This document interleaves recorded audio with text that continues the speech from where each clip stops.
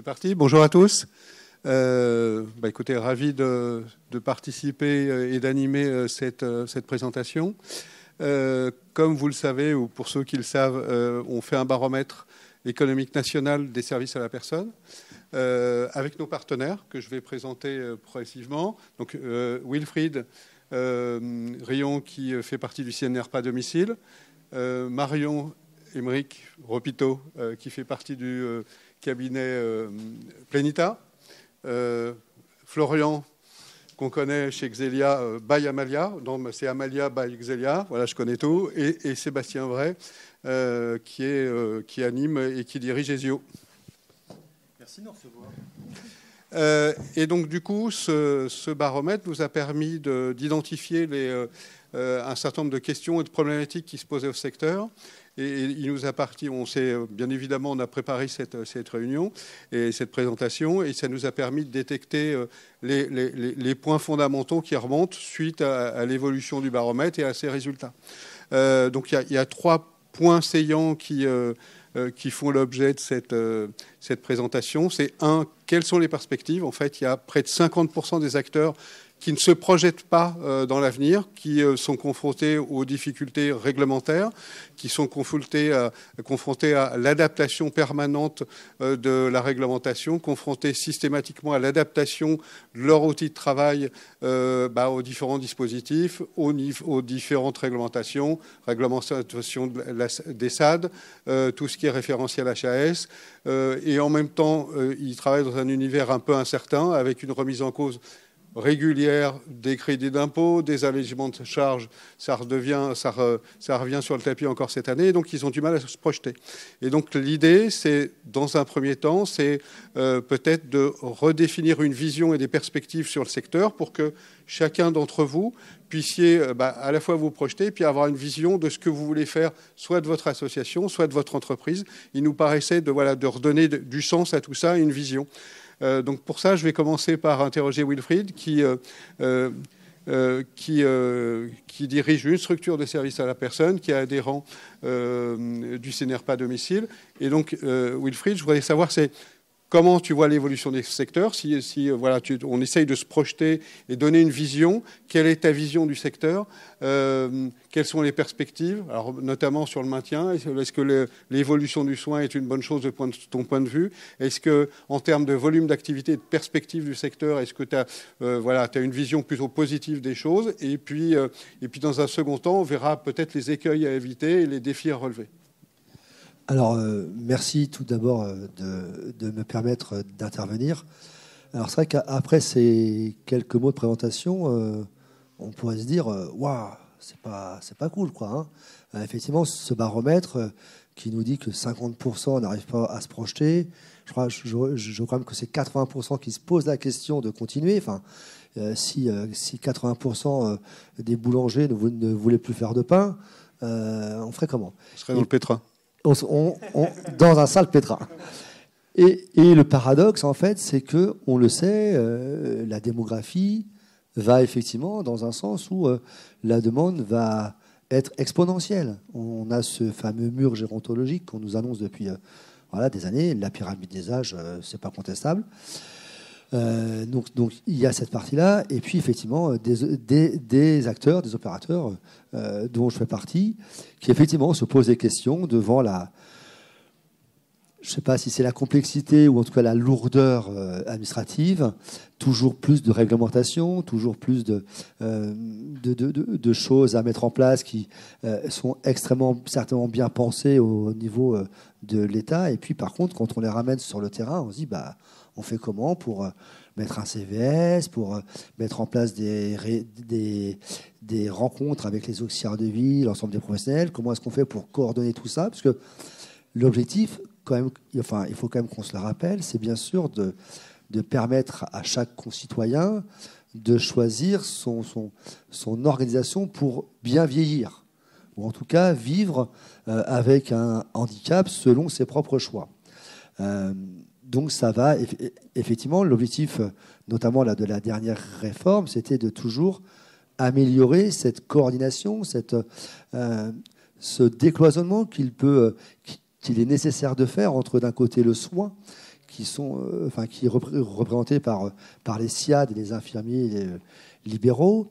Et puis, l'autre côté, les services d'aide à domicile que nous étions. Et maintenant, donc, on est devenus tous des services autonomie à domicile, avec ce réel objectif de nous faire travailler ensemble un peu plus de force. Bon. L'objectif, il est vraiment louable. C'est vraiment permettre aux personnes les plus fragiles d'être mieux suivies, qu'il n'y ait pas de rupture de parcours, qu'il n'y ait pas de rupture d'accompagnement, et d'obliger ou d'inciter, en tout cas, les opérateurs du soin et de l'accompagnement à travailler ensemble au bénéfice de ces personnes très fragiles. Ça, c'était l'idée générale, et ça l'est toujours du point de vue de l'État. Maintenant, dans l'opérationnalité des choses, effectivement, eh bien, c'est pas si simple que ça, parce que l'obligation, elle est d'abord faite pour les SIAD qui vont devoir ajouter dans leur offre de service l'accompagnement, donc avec des auxiliaires de vie. Eux n'ont pas le choix, d'ici 1 an, que, effectivement, d'intégrer dans leur service cette partie accompagnement.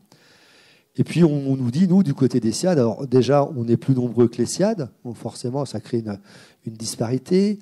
On n'a pas non plus, au départ, le même territoire d'intervention, donc ça crée aussi des difficultés supplémentaires. Et maintenant, on dit aux SIAD, mariez-vous en quelque sorte, fusionnez avec un service d'aide à domicile pour devenir un service autonomie de niveau 1 qui fait de l'aide et du soin. Et ça, dans la réalité, c'est vraiment pas simple. En plus, effectivement, le cahier des charges et le référentiel a été renforcé, pour dire les choses simplement ou positivement. Et on en arrive... Pour pas dire alourdi. Pour pas dire alourdir. Et pour en arriver, effectivement, avec une problématique qui est que là où nous, on attendait quelque chose de simple, c'est-à-dire permettre aux opérateurs de l'aide que nous sommes d'avoir le droit d'embaucher des infirmières pour faire du soin et devenir service autonomie mixte, alors bien sûr avec des conditions, une autorisation, un cahier des charges, mais on sait faire ça. Donc en fait, peut-être qu'il suffisait de nous donner cette possibilité-là, des places de SIAD, puisque de toute façon, aujourd'hui, il y a beaucoup moins de places de SIAD que de places pour l'accompagnement. Donc on pensait que ce serait assez facile, c'est ce qu'on a porté avec l'ensemble des fédérations. Et puis, effectivement, aujourd'hui, on en est à un point où les ARS ne veulent pas nous donner ces autorisations, d'où, effectivement, l'obligation de trouver des rapprochements, avec comme conséquence, effectivement, un manque de lisibilité pour les opérateurs, d'où ce panorama que vous dressiez au début avec cette crainte. Ce qu'il était aussi...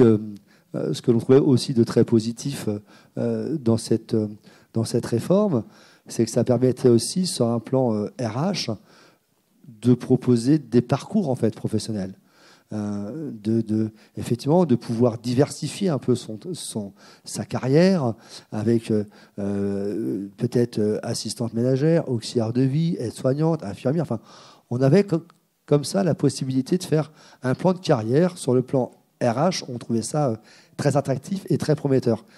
Et là, effectivement, cette espèce d'imbroglio dans lequel on est tombé à vouloir faire des mariages forcés et pas forcément possibilité de faire des vrais conventionnements ou alors si, mais passer par des GC-SMS, mais au final, on ne sait plus qui mange qui ou qui prend le pouvoir sur qui. Ça ne sécurise personne. Et on a déjà perdu beaucoup d'opérateurs dans les services d'aide. On est passé de 9500 il y a 2-3 ans à peut-être 8000 aujourd'hui. Donc, on va effectivement continuer d'en perdre parce que effectivement, les gens n'arrivent pas à se projeter. Et je ne sais pas si effectivement la réduction massive du nombre d'opérateurs permettra d'assurer la demande de services publics que les départements doivent assurer. Voilà un petit peu pour ce panorama et cette évolution. Donc, j'essaie de résumer ton propos, c'est oui, il y a des perspectives et des vraies perspectives de secteur liées notamment à la démographie, et ça c'est évident, et de ce point de vue-là, c'est pas contestable.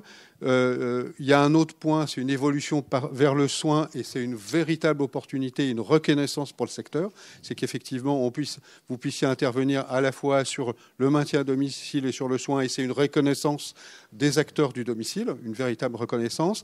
Et avec un bémol toutefois, si je comprends bien, c'est que effectivement la réglementation, une nouvelle fois, conduit à plutôt freiner les acteurs plutôt que leur laisser l'initiative pour justement arriver à faire la bascule plus simplement sur le soin. C'est un peu dommageable, mais l'évolution du soin, ce que je retiens, c'est que c'est quand même une vraie évolution, une évolution intéressante et une vraie opportunité. Alors, c'est surtout, il faut quand même se rappeler pour qui on le fait quand même pour le citoyen. Donc forcément que c'est intéressant, si ça lui apporte à ce citoyen de la facilité, c'est forcément du bénéfice. Et puis c'est effectivement pour nous, opérateurs de services d'aide, une opportunité aussi à aller vers cette offre diversifiée pour nos structures et pour les salariés.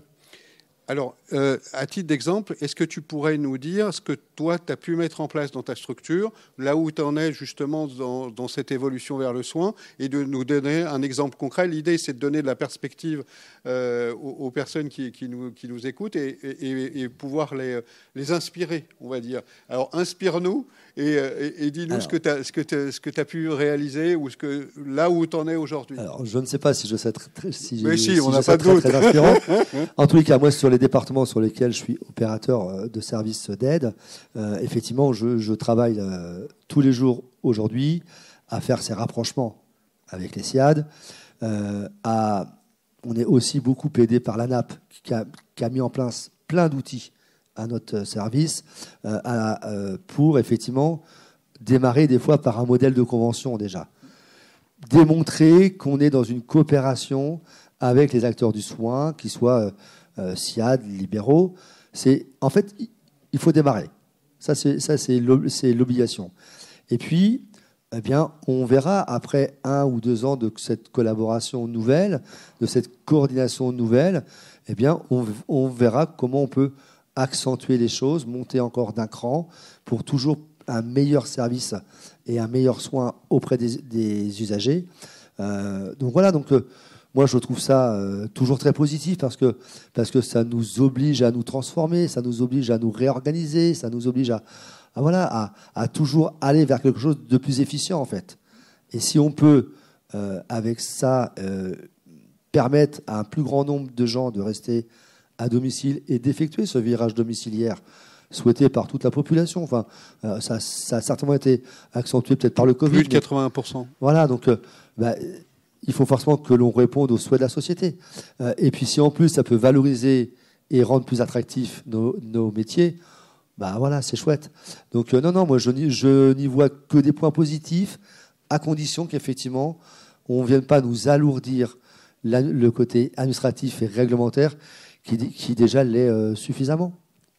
Donc, si j'ai bien compris, toi, tu passes par un conventionnement qui est une forme de fiançailles et plus si affinité. Exactement. Oui, c'est ça. Voilà. Oui, parce que alors sauf à ce qu'avec un SIAD, on arrive à se mettre d'accord pour faire une fusion, on va dire. Maintenant, il y a souvent. Ça prend du temps. Oui, parce que c'est quand même des cultures un peu différentes quand même. Je ne parle même pas des conventions collectives ni du statut juridique, c'est encore surtout pas autre chose. Mais ne serait-ce que dans l'acculturation mutuelle, voilà, c'est pas quelque chose qui est inné quand même. Ça s'apprivoise, tout ça. Alors, on voit bien l'évolution vers le soin et on voit bien l'opportunité que ça peut représenter. Maintenant, c'est aussi à la fois des opportunités, mais comme toujours, c'est aussi porteur de risques. Et donc, Marion, est-ce que tu peux voilà, c'est bien de s'orienter sur le soin, mais du coup, qu'est-ce que ça sous-entend en termes de gestion des risques et comment tu vois le point de vue assurantielle, c'est-à-dire quels doivent être les points de vigilance des structures qui, demain ou aujourd'hui, commencent déjà à conventionner et commencent à s'orienter vers le soin. Quelle gestion du risque tu préconises ? Alors, par rapport à ces structures qui vont s'orienter vers le soin, la première des choses qui me vient en tête, c'est que il n'y avait pas forcément de risque au niveau responsabilité médicale et qu'avec des soins infirmiers, comme il peut y en avoir dans le cadre des SIAD, forcément, on va aller sur du médical et donc il faut qu'il y ait de la RC médicale qui soit intégrée d'office en matière de responsabilité. Après, on va reprendre d'un point de vue plus... avec un peu plus de généralité, c'est-à-dire qu'en matière de gestion des risques, on est dans le cadre de rapprochement. Et la prévention est essentielle. Et on a eu l'occasion d'en échanger ce matin avec mon collègue Desio, où la prévention dans les secteurs des ESSMS, et plus particulièrement en aide à domicile, est un point crucial que les structures n'ont pas forcément en tête. Sur le risque de la responsabilité médicale, ça c'est certain, parce que les SAD, eux, disent « mais moi je ne fais pas de médical ». Et là, la question ne va même pas se poser parce que puisqu'il veut obligatoirement avoir du soin infirmier, la chose, le risque va devenir quand même majeur. Après, il y a le risque aussi par rapport, et vous l'avez évoqué très bien, c'est-à-dire que dans le cadre d'une fusion-absorption ou même d'un simple rapprochement, on va avoir des salariés déjà qui... il peut y avoir une problématique de conduite du changement et il peut y avoir des problématiques qui touchent le RH. Donc, qui dit RH dit que la responsabilité de l'employeur peut être mise en cause.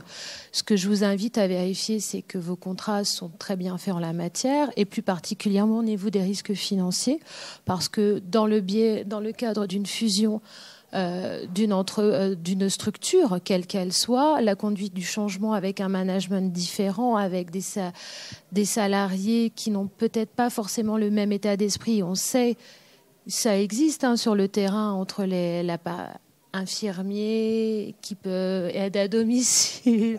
Voilà, c'est ça. Donc, mélangé à tout ça, en matière de risque financier, je vous invite à être bien équipé en la matière, c'est-à-dire en amont, si vous avez des problèmes, des questionnements juridiques, d'avoir une bonne protection juridique. Et puis s'il y avait un contentieux qui pouvait naître en matière d'ordre social, puisque là on est dans le cadre de violation sociale ou qu'on est des salariés, parce que quand il y a une transformation du projet associatif ou du projet d'entreprise, forcément vous allez avoir des personnes, comme je disais, qui sont partantes et d'autres qui le sont moins, et ça peut générer certains prud'hommes. Donc, et là, il faut se couvrir en matière de risque financier, donc avec une très bonne garantie qu'on appelle risque employeur, où on peut prendre en charge les prud'hommes et les frais d'avocat. Et je vous invite aussi à tout ce qui est délégation de pouvoir, de bien vérifier, de bien vous faire accompagner en matière avec un avocat, parce que la délégation de pouvoir, vous pouvez très bien être mise en cause. Alors, pour une structure, ça va être le dirigeant, pour une structure entrepreneuriale, mais en associatif, ça peut être le dirigeant de droit et le dirigeant qui sera considéré comme de fait, quasi de fait, pour un directeur ou une directrice générale ou DRH ou autre. Donc, il faut être très... Voilà, je pense que ça se prépare. Je pense qu'ils savent très bien. Moi, je connais sur le terrain aujourd'hui des SAD qui se rapprochent de SIAD. Je pense qu'en même temps, c'est quelque chose... je trouve que vous avez très bien réagi en disant qu'il faut le prendre comme quelque chose de positif, une remise en question positive, parce qu'aujourd'hui, on se rend bien compte qu'en fait, le domaine associatif et les SAD, des fois, ils n'ont pas la même culture qu'entrepreneuriale, et que peut-être que les pousser vers un rapprochement peut faire une remise en cause et voilà, ça peut faire une sorte d'électrochoc qui peut être intéressant. Après, la prévention en matière de gestion des risques, c'est vrai que ça se prépare. Ça se prépare parce qu'une faute inexcusable de l'employeur en matière de RC, une faute médicale qu'on ne connaissait pas auparavant avec une très bonne RC médicale. Il y a peut-être aussi en matière de risque automobile, avant il n'y avait pas de flotte automobile, il peut y en avoir une. L'automission, la conduite du véhicule personnel. Voilà, on est sur tous ces volets-là et il faut être très précautionneux. Alors, ça, c'est sur l'aspect fusion-absorption. Oui. Est-ce que dès lors qu'on conventionne, tu considères que le risque existe? Est-ce que tu considères que quand je suis un SAD, je conventionne avec un SIAD, est-ce que j'ai aussi une partie risque à prendre en compte? Il me semble que oui. Moi, il me semble que oui. Est-ce que tu peux nous dire à quel niveau? Alors, en fait, c'est un engagement que vous prenez. Donc, dans le cadre d'une convention synalagmatique, forcément, dès lors que vous prenez... comment ça s'appelle, vous souhaitez vous entretenir, vous souhaitez échanger, conventionner avec une structure, travailler ensemble, ça peut très bien marcher, comme il peut y avoir des désaccords, et il faut ficeler en cas de désaccord, il faut prendre...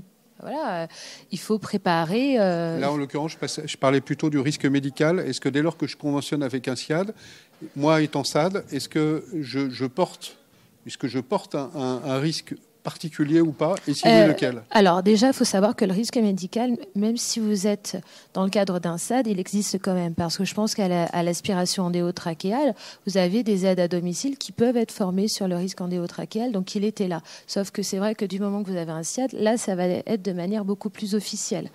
Des choses avant, on disait non, mais j'en ai pas forcément besoin. C'était une préconisation à prendre déjà avant. Pour moi, la RC médicale, même avant ce rapprochement avec un SIAD, il fallait quand même déjà s'assurer en RC médical parce que il peut y avoir des choses qui se passent de manière officieuse et on aurait pu avoir une exclusion de garantie dans le cadre d'un sinistre grave où, par exemple, on aurait pu donner des médicaments à une personne alors qu'on n'avait pas l'autorisation de la donner, mais la mamie, il fallait quand même lui donner son traitement, sinon il allait se passer des choses plus graves.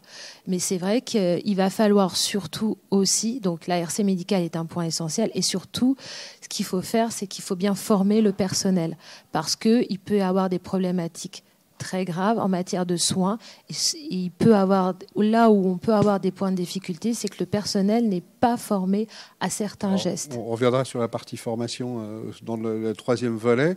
Donc si je résume cette partie, oui, des vraies opportunités de marché, oui, une vraie opportunité sur l'accès, sur l'évolution vers le soin, et c'est une opportunité qui est intéressante, qui remet en cause aussi la culture d'entreprise et qui fait évoluer l'entreprise en valorisant aussi mieux les métiers et en favorisant le parcours professionnel de chacun au profit des bénéficiaires, avec la nécessité aussi de bien gérer ses risques et d'adopter une gestion de risque qui soit adaptée aux soins, ce qui n'était pas nécessairement toujours le cas des structures d'aide à domicile. Alors, ce qui me permet du coup de rebondir sur ça c'est la perspective de secteur, la perspective de marché. Et l'idée, c'est le sujet d'aujourd'hui, c'est quelles sont les perspectives. Et parmi les perspectives en termes d'organisation, et là je me tourne à droite vers Florian et vers Sébastien, c'est en quoi une évolution majeure du secteur, c'est bien évidemment la digitalisation. En quoi la digitalisation est un facteur de cohérence d'équipe, de cohésion d'équipe, d'efficacité, d'amélioration de la performance, et tout ça au profit du bénéficiaire. Bonjour à tous. Quand on a préparé la réunion, quand vous m'avez livré le chiffre de 50 à 80% des interrogés qui n'arrivent pas à se projeter dans leur métier, moi j'ai posé la question assez naïve, mais est-ce qu'ils n'arrivent pas à se projeter parce que ils sont assommés de normes, d'exigences réglementaires, etc. Ou alors tout simplement parce qu'ils n'ont pas la culture de l'entrepreneuriat qui nécessite d'avoir une vision. Et donc moi j'ai réinterrogé ça, et comme je fais de la formation avec FEDESAP IGS, voilà, et on rappelle souvent aux formés que la digitalisation n'est qu'un outil. C'est comme imaginer que ce soit une perceuse. Mais avant de choisir sa perceuse, il faut d'abord savoir où est-ce qu'on va faire un trou. Est-ce qu'on a besoin de faire un trou? Où est-ce qu'on va mettre son trou? Est-ce que de quelle taille on va faire le trou? Et à la fin, en fait, c'est quand on a un objectif très clair qu'on va choisir sa perceuse. Et donc, dans le cas de la digitalisation, en gros, on a l'impression que c'est un grand mythe, une espèce de réalité un peu hors de portée parce que trop technique. Un mélange indistinct de possibilités. Eh bien, on rappelle, mais qu'est-ce que vous voulez en tant que service d'aide à domicile? Quel est votre objectif au 31 décembre 2025? Est-ce que vous voulez faire 2 millions de chiffre d'affaires? Est-ce que vous voulez faire 10 millions de chiffre d'affaires?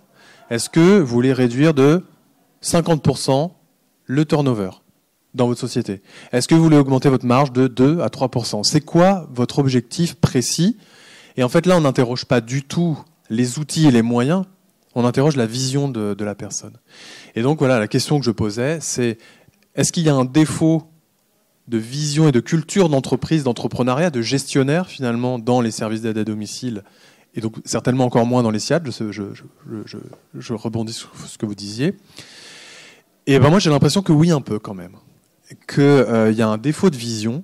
Alors c'est vrai en général, pas que dans ce secteur. Pas que dans le secteur, mais voilà, c'est vrai qu'au final, la digitalisation interroge tous les secteurs, et au premier rang desquels, c'est mais qu'est-ce que tu veux améliorer dans ta société? Qu'est-ce que tu veux mieux gérer? C'est quoi ton point de pénibilité? En gros, je vais le dire de manière un peu triviale, mais qu'est-ce qui te fait le plus chier au quotidien?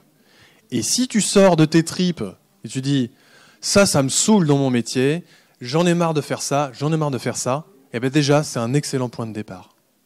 Et après, on va tirer la pelote, on va se dire ok, si ça t'emmerde, eh bien ton objectif fin 2025, ça sera ça.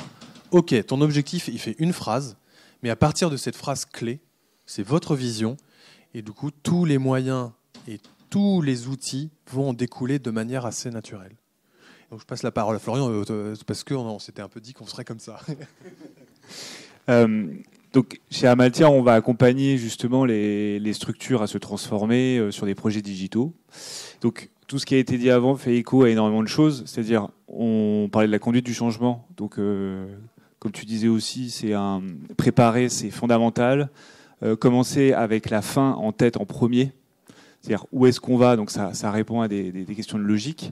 Et surtout, il y a beaucoup de structures qui changent parce qu'il faut changer. Et justement, on parlait de transformation du secteur, parce que forcément, avec ces nouvelles lois, il y a le Ségur du numérique qui se met en place, donc il faut changer de logiciel, il faut pouvoir coordonner, parler avec les kinés, avec les médecins quand ils veulent, parler avec le dossier médical partagé quand c'est utilisé. Donc tout ça, ça apporte de la complexité digitale, et parfois il y a des gens qui se lancent dans des projets digitaux parce qu'il faut. Et là, c'est le meilleur moyen de se casser la figure. C'est le meilleur moyen de perdre du temps, de perdre des salariés. Et pour revenir aussi à des problématiques de qualité de vie au travail, c'est là où on a du mal à emmener les gens parce qu'il faut leur donner de la vision. Et profiter, on parlait d'opportunités, c'est profiter des désagréments, de changements, parce que à un moment, il y a des décrets qui tombent et qui obligent les structures à se transformer. Et c'est de dire, je prends du recul, je regarde mon projet de service, potentiellement, je refais mon projet de service et je me dis comment j'intègre ça à ma mission globale, pourquoi je fais de l'aide à domicile. Et donc, du coup, comment ce besoin de coordination, cette transformation permettra d'améliorer la qualité de vie au travail. Et aujourd'hui, je sais que dans le rapport, il y a 60% des structures qui ont mis en place des projets digitaux. Ce serait intéressant de comprendre et de savoir s'il y en a 100% des 60% qui sont allés jusqu'au bout. Il y a 40% qui ne l'ont pas fait encore. Et il y en a 40% qui ne l'ont pas fait, et de savoir pourquoi. Parce qu'il y a de la peur, parce que justement, ils n'ont pas réussi à embarquer les équipes. Parce qu'ils n'ont pas mis des indicateurs. Généralement, on dit ce qui est mesurable, c'est la première étape pour pouvoir l'améliorer. Et ça, c'est fondamental de bien préparer pour se lancer dans cette mission pour embarquer tout le monde. Parce que au mieux, c'est pas utilisé, donc on a dépensé des sous pour rien. Au pire, ça peut créer de la charge mentale, ça peut vraiment empirer, ça peut mettre même en péril la structure. Sur la transformation digitale, une fois qu'on s'est dit j'ai envie de changer, j'ai envie d'améliorer des choses dans ma société, il y a plein d'endroits dans notre établissement d'aide à domicile où on peut implémenter cette digitalisation. La communication interne, c'est comment on fait circuler l'information entre nos salariés et la direction. Il existe des outils très simples pour faire circuler de l'information. Je vois souvent qu'il y a des gens qui utilisent WhatsApp, mais vous pourriez utiliser des méthodes de forum type Discord ou Slack, où chaque Chanel est un sujet de discussion, on peut faire des groupes de discussion, bref, faire circuler l'information. Comment on organise aussi nos objectifs? C'est con, mais on est tous là avec des to-do list, machin, mais il existe des outils de to-do list qui sont automatisés, enfin qui sont groupés. Moi, je vois immédiatement en formation, je leur dis, OK, vous allez sur ChatGPT. Oh oui, mais j'ai jamais fait. Mais t'inquiète pas, on va faire. Mais par contre, je leur rappelle tout de suite, qu'est-ce que tu veux faire avec ChatGPT? Parce que sinon, c'est juste une perceuse qu'on a juste envie d'utiliser, mais on ne sait pas comment faire. Et donc, on redéfinit la vision. Qu'est-ce que tu veux faire? J'aimerais bien améliorer, par exemple, mon recrutement. OK, mais pourquoi tu veux améliorer ton recrutement? Parce que j'ai l'impression de perdre 4, 5 heures, 6 heures par semaine à recevoir des CV et des profils qui ne sont pas du tout adaptés au métier. OK, peut-être qu'il serait intéressant de pouvoir préfiltrer tous ces CV, parce que comme ça, tu ne perdras pas de temps à visionner, à devoir répondre à tous les mauvais CV. Et donc, pourquoi ne pas travailler sur le savoir-être, puisque c'est ça peut-être qui est un peu la clé, plutôt que le diplôme, et faire un questionnaire en 4, 5, 6, 7, 8 questions. OK, mais par où je commence? Demandons à ChatGPT, mais au moins on a un objectif. Est-ce que tu peux m'aider à préparer un questionnaire en 6, 7 questions qui me permet de qualifier le savoir-être des personnes qui m'envoient leur CV sur la base de, bon voilà, moi mes valeurs c'est le sens du devoir, c'est l'empathie, enfin bref, mettez tout ce que vous voulez de qui vous êtes dans ChatGPT, demandez, il va vous sortir 6-7 questions et franchement c'est une très bonne base de travail. Après vous transformez ce truc en Google Form, à chaque fois que vous recevez un CV, nouveau processus. On envoie « Bonjour, merci pour votre candidature ». Presque, vous pouvez même automatiser avec un modèle de mail. « Merci pour votre candidature. Pour notre processus de sélection est assez simple. Bienvenue, c'est la deuxième étape. Répondez à ce questionnaire. » Et si ça se trouve, vous allez voir, il y en a déjà 50% qui n'ont même pas répondu au questionnaire. C'est 50% de temps que vous aurez gagné parce que ces gens-là ne sont même pas motivés. Donc voilà, ça c'est un exemple parmi d'autres. Vous pouvez améliorer le plan je veux dire, il y a des outils pour faire les plannings, des outils pour mieux circuler, enfin avoir des plans de tournée. Un CRM, une gestion de clients, ça se travaille. Il faut avoir une obligation presque de renseigner n'importe quel appel entrant. Dire c'est monsieur, madame, OK, il a appelé tel jour, telle heure. Qu'est-ce qu'il voulait? Oui. Parce que l'objectif, circulation de l'information, on y revient encore, quand un autre salarié tombe sur la fiche de cette personne, il doit être en capacité de comprendre la situation immédiatement, sans avoir besoin de demander à tous ses collègues « Ah, au fait, la dame d'hier qui a appelé, c'est qui déjà? Oui, qu'est-ce qu'elle voulait ?» Non, ça doit être écrit et il faut prendre le temps. Les outils ne font pas les choses à votre place. Et donc, on en revient encore à cette grand principe. L'outil numérique, oui. Mais d'abord, il faut savoir pourquoi vous voulez faire les choses. Et là, c'est parfaitement identifier nos clients parce que cet appel entrant, c'est potentiellement un client et il va peut-être rester longtemps, etc., etc., etc. Et du coup, qu'est-ce que vous préconisez? C'est, si j'ai bien compris, c'est la digitalisation. En fait, il faut revoir chacun des processus de l'entreprise ou de l'association. Et du coup, pour que vraiment ça puisse ruisseler, comme on dit, dans tous les strates de l'entreprise et des équipes. Et du coup, qu'est-ce que vous proposez comme accompagnement et qu'est-ce que vous voilà, c'est quoi vos préconisations? On s'y prend comment? On y va comment? Et dans les faits, si je veux mettre ça en place dans ma structure, par qui je peux me faire accompagner et combien de temps ça prend au fond? Alors tout dépend. Si on veut juste mettre WhatsApp, ça peut être assez court. Oui, je ne pense pas qu'il y a besoin de se faire accompagner. Si c'est tout un changement de logiciel et de mettre des réglementations en plus et d'impliquer toute la chaîne des intervenants, les usagers aussi qui seront impactés, les encadrants, là c'est beaucoup plus long, ça se prépare. Généralement on dit ce qu'on ne peut pas manger en une fois, on va le manger en plusieurs bouts. Donc c'est bien de phaser, de mettre en place des pilotes. Mais avant de ça, c'est important de revoir sa mission. Un peu sa raison d'être. C'est de profiter des grands changements pour dire, moi en tant que structure, finalement, c'est qu'est-ce que je veux faire? Comment j'implique mes encadrants? Comment j'implique mes intervenants jusqu'aux usagers? Et donc comment ce projet répond aussi à l'amélioration de ma raison d'être? Et ensuite, on arrive, en partant du plus haut qui est la mission, à mettre en place des plans d'action et surtout à impliquer l'ensemble des collaborateurs. Voilà. Il ne faut pas que ça soit une minorité de personnes qui décident et derrière il va y avoir un impact sur plusieurs acteurs.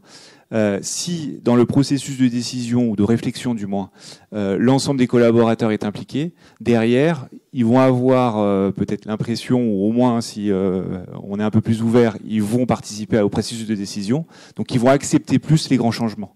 Et comme on leur a expliqué aussi la mission de pourquoi on changeait, qu'est-ce qui va être amélioré, et notamment, tu vas faire moins de planning, tu vas passer moins de temps à faire des choses qui ne servent à rien, ou tu voyais pas de sens, parce que c'est du puzzle, et c'est de la prise de tête, et de la charge de travail, de savoir que tu travailles pas à partir de 16 heures, que Micheline, elle est disponible, et que dans le secteur, etc.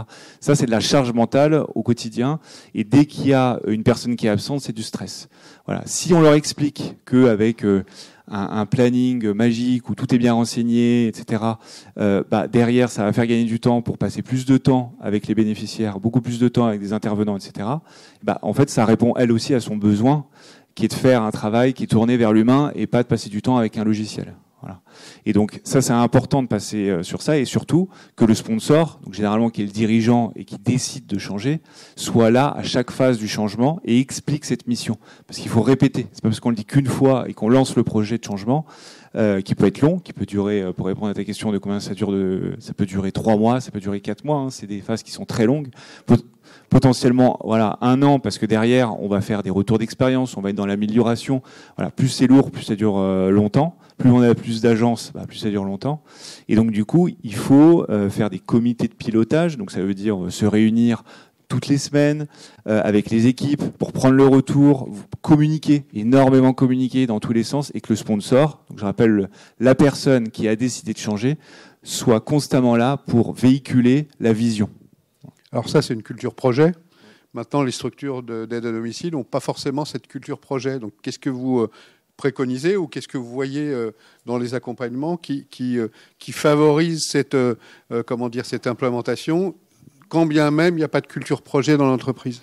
Moi, j'ai une technique. Alors, je vous parlais, je vais dire l'inverse de ce que j'ai dit tout à l'heure, mais parce que il faut pas prendre les choses que dans un sens. Si vous n'avez pas de vision, parce que c'est pas dans votre culture, en formation, on part dans l'autre sens. Je leur montre une tripotée de logiciels, et quand ils voient le logiciel, il fait « Oh, on peut faire tout ça !» Ah, du coup, en fait, avec ChatGPT, je dis, rédige-moi 5 posts Facebook, LinkedIn pour ma société, parce que 1, j'ai eu un agrément, 2, j'ai un nouveau service, 3, j'ai des salariés qui sont en or et je te donne leur profil, etc. Le truc, il te pond 5 posts Facebook hyper super. Ah, c'est formidable ce truc. Ah, du coup, je vais pouvoir faire de la communication. Ah oui. Et donc, en fait, on prend à l'inverse et on ouvre un peu les chakras, parce que les logiciels, on ne savait même pas qu'ils pouvaient faire tout ça. Et c'est comme disait Florian tout à l'heure, et je reviens sur la question, pardon, c'est que le planning magique avec un outil magique ne se fera vraiment pas, et se fera très mal s'il est vraiment mal renseigné. Donc il y a une espèce de rigueur comme ça sur les données, le renseignement, l'information que vous devez prendre le temps de renseigner, parce que une fois qu'on a tout bien fait dans le renseignement, la machine, on appuie sur un bouton, et vraiment avec de l'IA aujourd'hui, le planning il se refait en 2 secondes, quoi. Et donc peut-être que moi il y a aussi un des principes dans la transformation digitale, la conduite du changement, c'est ne changez pas toute votre structure d'un coup.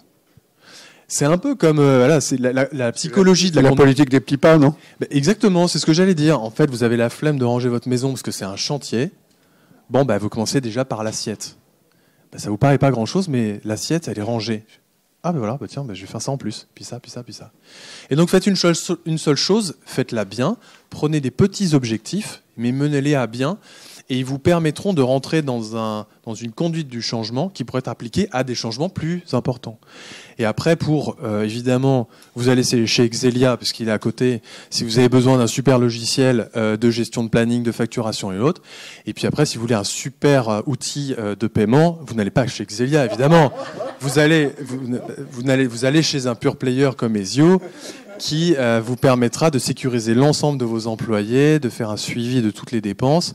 Et on aura chez Ezio, et je pense que vous l'avez aussi, cette conduite du changement, c'est la formation. On va prendre le temps qu'il faut pour vous former. on a un bouton d'appel et quand vous appelez, vous tombez sur un humain. Sébastien, la carte, elle marche pas. Oui, c'est la numéro combien? Oui, elle n'est pas activée. Oh, merde! Hop, on active la carte. Ah, c'est super, merci. Ils peuvent compter sur nous et au fur et à mesure, en fait, ils se sentent tellement rassurés. Il y a cette question d'être rassuré dans le changement. C'est ah, ben en fait, c'était aussi simple que ça. Mais on s'est beaucoup monté le bourrichon. On s'est fait un imaginaire de complexité sur le changement, alors que le changement, c'est assez simple. Il faut juste avoir un peu de méthode. Donc, choisissez d'ailleurs des prestataires qui vont avoir vraiment un feeling pour vous accompagner, prendre le temps qu'il faut, répondre à vos questions, parce que tous vos prestataires vous proposeront pas des outils qui fonctionnent 100%. Il y aura des bugs tout le temps. Ça s'appelle de l'informatique. Et le digital le digital porte en lui toute cette incertitude, ces fonctionnalités. Mais si vous avez au moins quelqu'un... C'est le cas de l'être humain. C'est le cas de l'être humain. Alors. Et donc, si on a quand même cette volonté de dire je vous accompagne, on change, en fait, ça rassure tout le monde. Et du coup, cette première expérience de transformation de votre entreprise, elle se passe bien, elle vous a rassuré, elle vous donne des ailes et elle pousse à la culture du changement. Vous dire tiens, si on faisait un peu plus demain. Wilfried, est-ce que de ce point de vue-là, est-ce que tu as une expérience en tant qu'acteur à nous dire et quels enseignements tu peux en tirer? Voilà.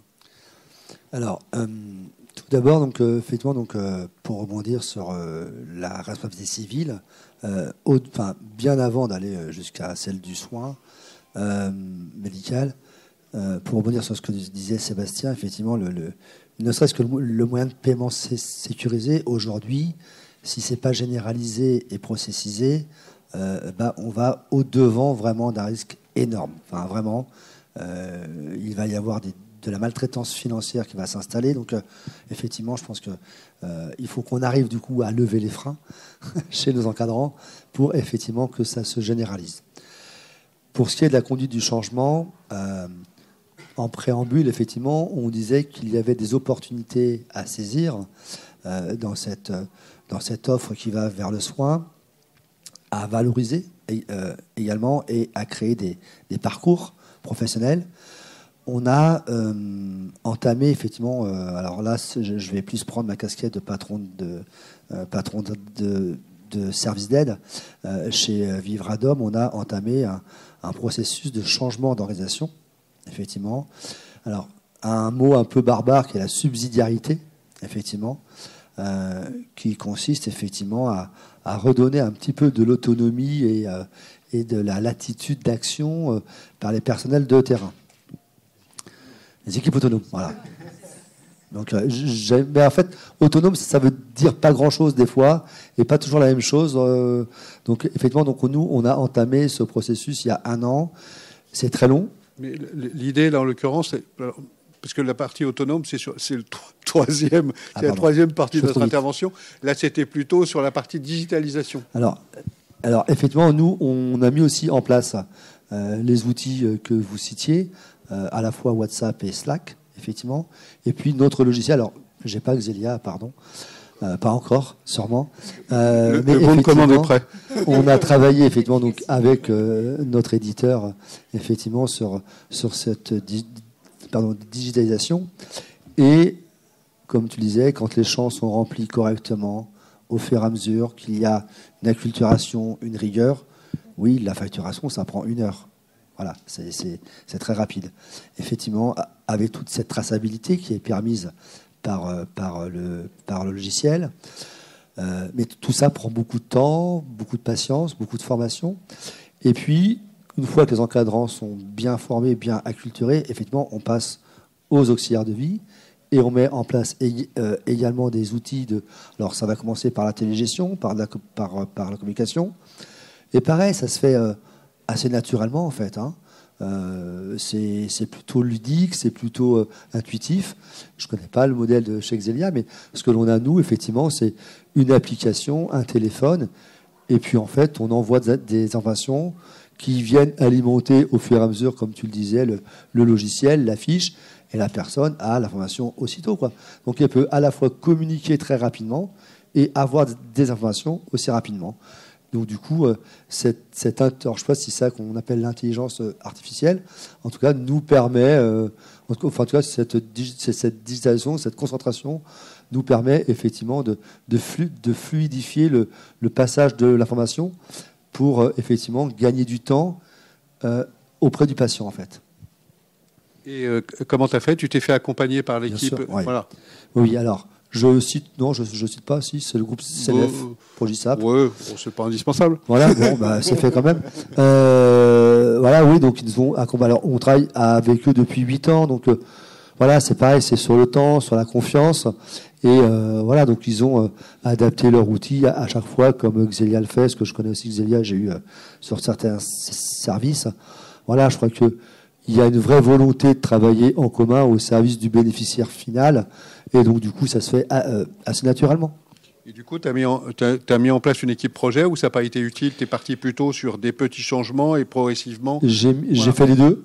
J'ai mis en place un copilotage, un copil, un comité de pilotage. Et puis, également, effectivement, oui, on a fixé des objectifs. Tu parlais d'avoir un cap, une vision. Effectivement, si le dirigeant n'a pas à minima cet objectif ou ce cap, c'est compliqué de mettre des objectifs intermédiaires. Alors, je sais, tu parlais au départ, tu sais que est-ce que les dirigeants de ça sont entrepreneurs et est-ce qu'ils ont Est-ce qu'ils ont une vision? Est-ce qu'ils ont une vision? Je pense qu'ils ont une vision. Après, effectivement, c'est pas toujours simple de pouvoir la poser, l'écrire, quand il y a des incertitudes réglementaires sans arrêt qui viennent modifier à chaque fois. Ça perturbe. Ça perturbe. Donc, quand on pose un plan stratégique avec des objectifs et qu'on a entre-temps 250 textes qui viennent nous casser la tête, ça peut effectivement un peu modifier les choses. Après, effectivement, peut-être que certains sont arrivés dans ce secteur, pas dire par hasard, mais en tout cas peut-être par opportunisme à une époque, et ils se rendent compte qu'effectivement là, ils sont peut-être pas totalement à leur place. Voilà. C'est la question, est-ce qu'on pourrait préciser la vision? Pardon. Moi, je me demandais, en fait, peut-être qu'ils ont une vision humaine, c'est-à-dire que je sais ce que je veux pour les usagers. Pas la vision entrepreneuriale. C'est ça, c'est une vision gestionnaire. Ouais. Ça dépend vraiment de la personne, du dirigeant, que ça soit structure ou association. Ça a rien à... Enfin, c'est pas une question de typologie de structure, c'est vraiment le dirigeant ou la dirigeante qui lui, voilà, si c'est quelqu'un qui a déjà... Soit il l'a, soit il l'a pas. Et de toute façon, la réglementation va faire que voilà, ceux qui ne l'ont pas aujourd'hui, ils ne demeureront pas. C'est tout. Donc, voilà. Alors, il y a un autre grand défi, c'est comment faire sur la partie RH, c'est comment faire en sorte qu'on arrive à fidéliser, à faire évoluer les personnels d'aide à domicile. Et je crois que tu voulais parler... Donc là, c'est le troisième point, c'est ça. Très bien. Voilà, là, je te passe la main. Voilà. Et je sais que tu as mis en place voilà, les équipes autonomes. Voilà. Et là, c'est le bon moment pour en parler. Bon, très bien. Alors, effectivement, le premier défi qui va s'ouvrir à nous, c'est effectivement la partie recrutement, effectivement, l'attractivité des métiers. Il y a très peu de possibilités, ou en tout cas d'espoir, que l'on ait assez d'auxiliaires de vie demain pour mettre en face de chaque besoin. Donc effectivement, nous, on s'est interrogé, donc on s'est mis des objectifs, comment effectivement on pouvait être attractif. On s'est rendu compte qu'effectivement, on avait des difficultés de recrutement. On avait un turnover énorme, en tout cas très important. Et du coup, ça nous empêchait d'une part de nous développer, de répondre à la demande et d'avoir des taux de couverture de plan d'aide insuffisants. Donc effectivement, on s'est interrogé, on s'est questionné et puis on a rencontré quelques acteurs qui avaient effectivement réfléchi sur les équipes autonomes. Et on s'est lancé il y a 15 mois à mettre en place ce changement, donc cette conduite de changement, vraiment. Et là, c'est une vraie conduite de changement, comme tu disais. Ça s'écrit, ça se planifie, vraiment, c'est extrêmement précis. Il faut en fait avoir une vraie méthodologie de la conduite de ce changement. Et donc, nous, on l'a planifié sur 24 mois. Alors, ça peut paraître long, mais effectivement, il y a tellement de paramètres à prendre en compte. Effectivement, tu parlais de raison d'être. Donc on en a profité aussi pour faire réfléchir l'ensemble des auxiliaires de vie, des salariés, sur la raison d'être de ce que c'était. Pourquoi est-ce qu'on était dans un service d'aide à domicile? On a retravaillé sur les valeurs. Effectivement, quand tu parlais, Sébastien, de quels mots-clés je mets dans ChatGPT, c'était un peu les valeurs qui nous rassemblent. Donc on a fait ce travail-là. On s'est fait accompagner, effectivement, par des structures qui avaient déjà franchi le pas, notamment le collectif Le Mas d'abord. Et on en est à la moitié, parce que ça fait 15 mois. Aujourd'hui, on a divisé donc en 15 mois, on a fait chuter notre taux de turnover divisé par 4.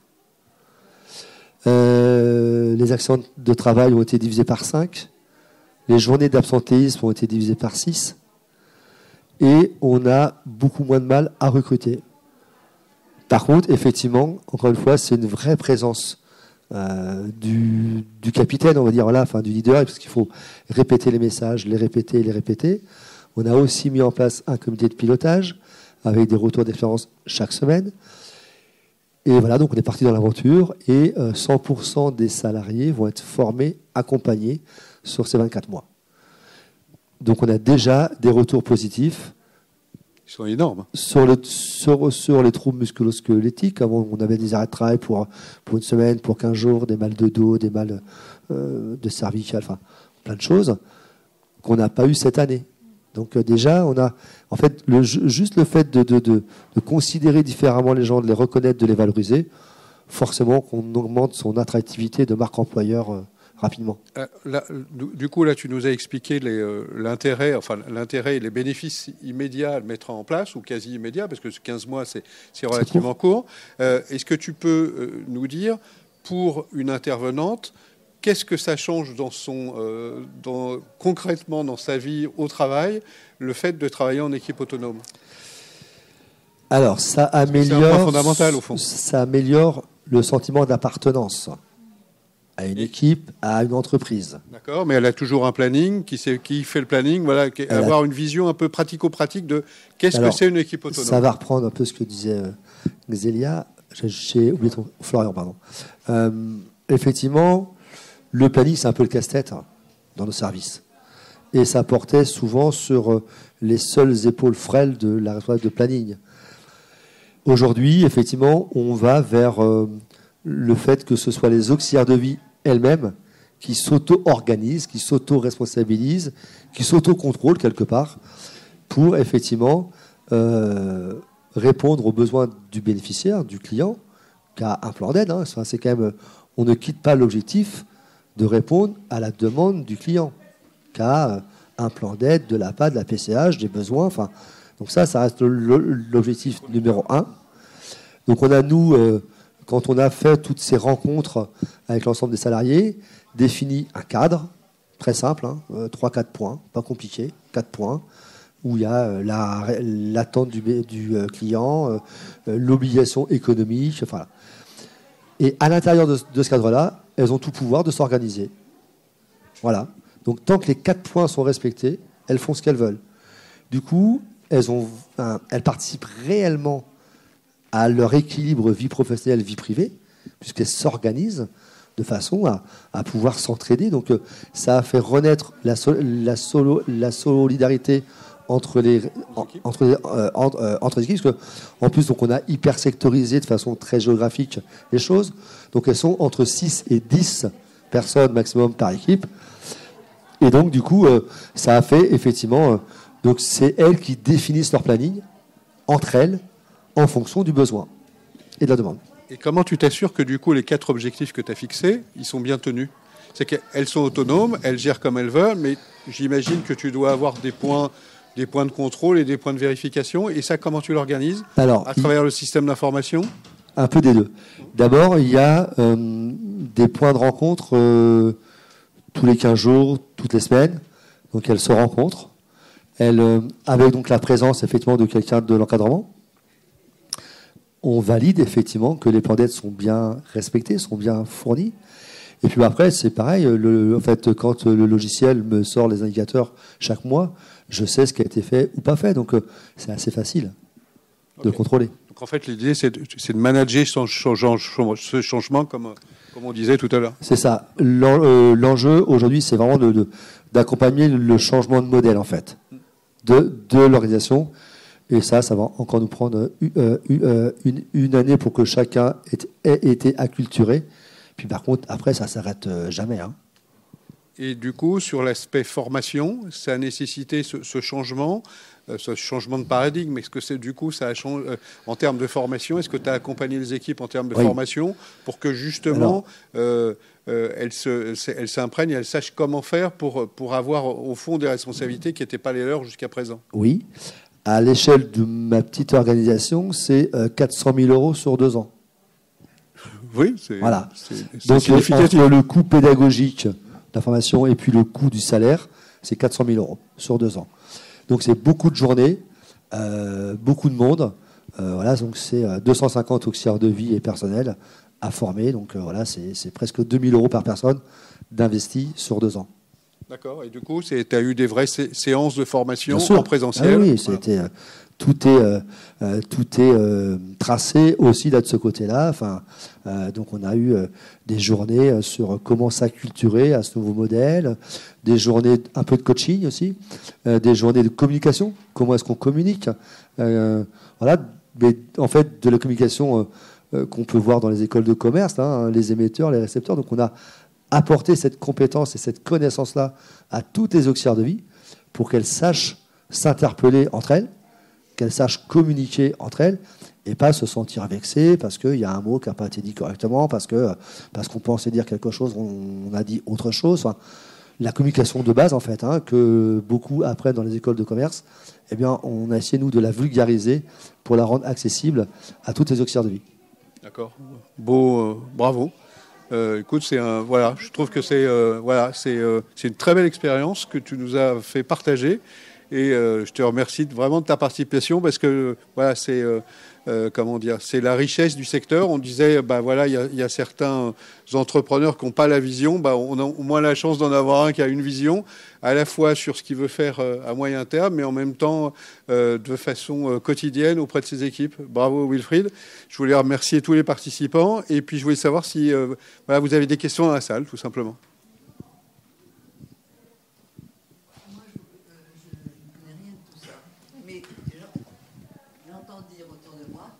C'est un métier qui est de moins en moins, on trouve de moins en moins d'auxiliaires de vie. Donc c'est le bruit qui circule dans les journaux de ce que disent les gens et les médecins. Voilà. Et comment vous allez retourner la tendance? Alors, oui, il y a les candidats à postuler ne sont pas nombreux. En tout cas, beaucoup moins nombreux qu'il ne faudrait. Eh bien, ce qu'on essaie de mettre en place en changeant l'organisation, c'est changer le regard que l'on porte sur ce métier d'auxiliaire de vie et en le rendant plus attrayant, plus attractif, on arrive à recruter de nouvelles personnes. On a également nous mis en place un centre de formation, donc on est aussi formateur de nos auxiliaires de vie. Donc c'est aussi un moyen supplémentaire de venir alimenter les services. Donc on va les chercher dans tout profil. Enfin, on a créé, alors c'est un peu de la pub, mais on a créé, nous, ce qu'on appelle le camion du recrutement. On va dans les quartiers, dans les campagnes, dans les villages, on se met sur la place du marché, sur la place de la mairie, et on met le drapeau et on attend que les gens viennent nous voir, les curieux. Et comme ça, en fait, on remplit, en fait, on donne juste l'idée à des gens qui n'avaient pas eu l'idée de venir en formation chez nous, accompagnés par le Pôle emploi, par France Travail maintenant, par la mission locale. Et 8-9 mois plus tard, il ressort diplômé, avec l'assurance de trouver un travail partout en France. Et à peu près 40% restent chez nous.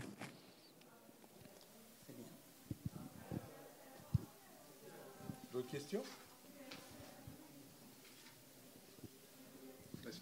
Alors, c'est pas une question finalement, c'est de se dire la digitalisation, on l'utilise depuis très longtemps, ne serait-ce que par le côté social, pôle social. Quand on doit faire nos déclarations, on passe directement sur notre entreprise, c'est de la digitalisation.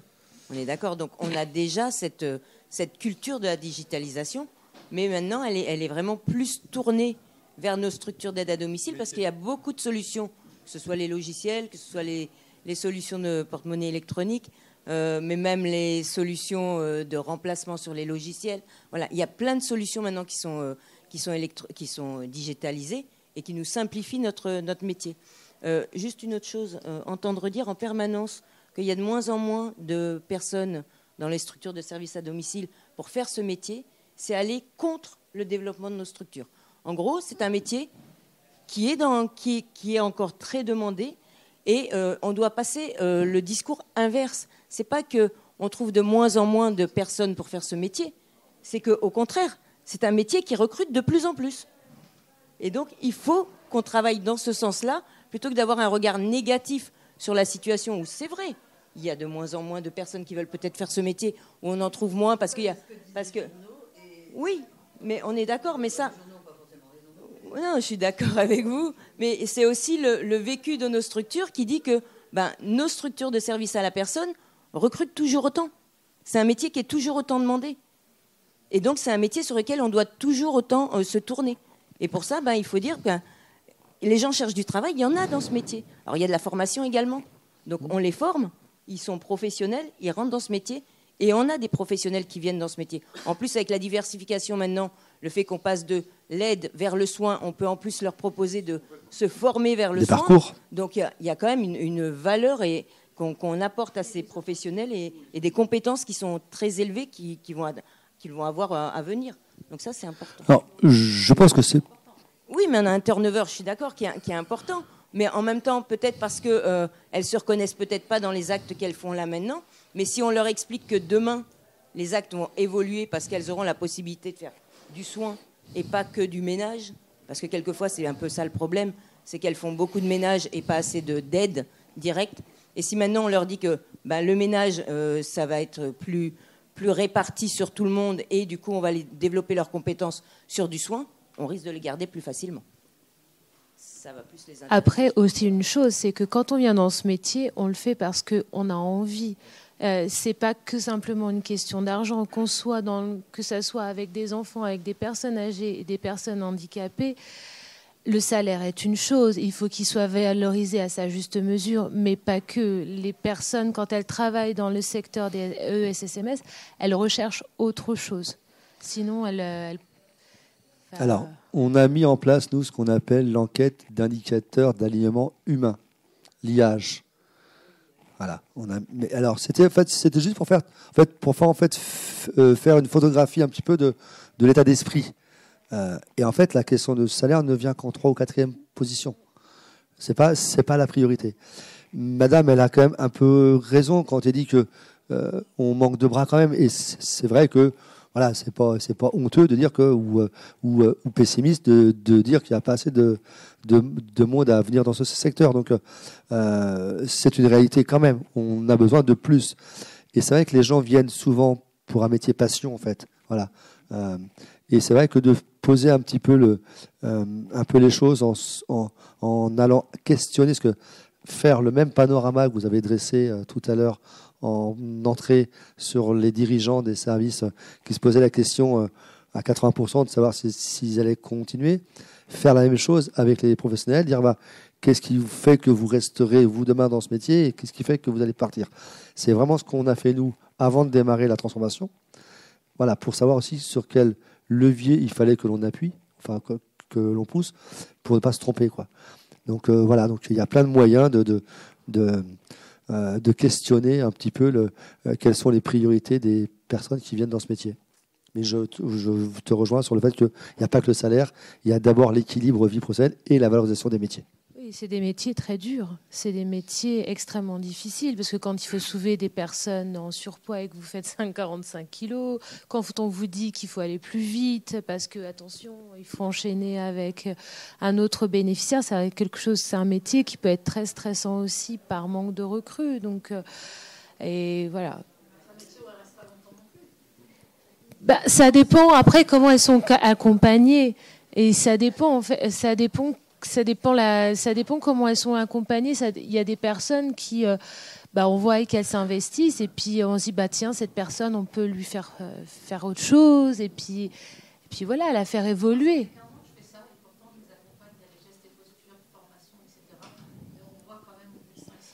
Ouais. Bien sûr. Ah oui, ça c'est vrai aussi. C'est un métier qui a une sinistralité très forte, effectivement. Maintenant, moi j'ai quand même des gens qui partent à la retraite à 62 ans, hein, voilà. Et voire même des gens qui continuent à 65 ans. Hein.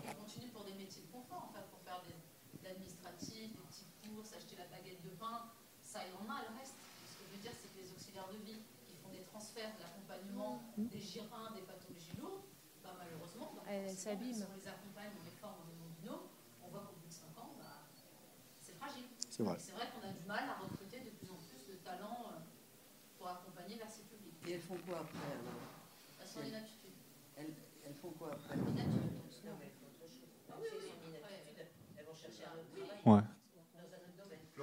Non, c'est pour ça qu'aussi c'est important de ne pas mettre la responsabilité que sur les structures, mais aussi sur les instances, le département, tout ça, parce qu'on voit, et ça répond à dont on parlait tout à l'heure, c'était les outils, les lève-personnes, plus tard les exosquelettes, etc. Donc tout ce qui va améliorer le quotidien des personnes qui soulèvent des personnes, justement. Mais aussi les problèmes mentaux, parce qu'on est face au deuil, donc tout l'accompagnement, tout ça, ça nécessite des moyens, en fait. Donc les outils, l'accompagnement, l'information, ça doit être mis en place. Il y a plein de progrès qui sont mis tous les jours pour aider les structures médico-sociales, mais ça coûte beaucoup de sous. Et puis il y en a qui peuvent se faire agresser. Il y a des salariés qui peuvent se faire agresser par des bénéficiaires, etc. Voilà, de différentes manières, où ça physique et morale. Enfin... Même si elles sont contentes, elles sont fières de faire ce métier-là, malheureusement, la réalité, elle nous rattrape à un moment donné. Oui, je voulais juste, si je peux me permettre, vous disiez l'inaptitude aussi pour changer de métier, mais en fait, l'inaptitude, elle est liée à l'entreprise, aux conditions de travail qu'il y a dans l'entreprise. Vous pouvez très bien être inapte dans une entreprise et refaire le même métier dans une autre entreprise, sur le même secteur, géographique même. Voilà, il n'y a aucun souci par rapport à ça. Et la question que j'avais par rapport à la formation, c'était justement cette transition du médico-social vers le soin et le regroupement des structures, etc. Est-ce qu'il y a des dispositifs de formation qui sont envisagés, si ce n'est par exemple la VAE partielle que vous pouvez obtenir, par exemple sur le diplôme d'aide-soignante, par exemple. Vous avez exercé plus d'1 an dans le médico-social. Voilà. Est-ce que c'est un des seuls dispositifs ou est-ce que des choses sont pensées autrement maintenant, enfin, ou commencent à être pensées autrement justement pour articuler les passerelles? On en est au début. Effectivement, il y a donc des passerelles effectivement de possibles. Et cette mise en place des nouveaux services d'autonomie va forcément faire accélérer les choses. On avait, nous, en fait, avec la fédération et le collectif du domicile, en fait, on avait imaginé créer un diplôme, en fait, un nouveau diplôme qui effectivement regrouperait les compétences de l'auxiliaire de vie et les compétences de l'aide-soignante, de façon à effectivement permettre de la diversité dans la journée de travail.